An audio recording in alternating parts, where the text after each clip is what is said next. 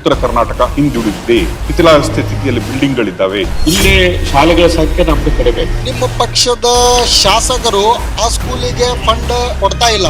ಶಿಕ್ಷಣ ಮಟ್ಟದಲ್ಲಿ ಬಹಳ ಕುಂಠಿತರಾಗಿದ್ದಾರೆ.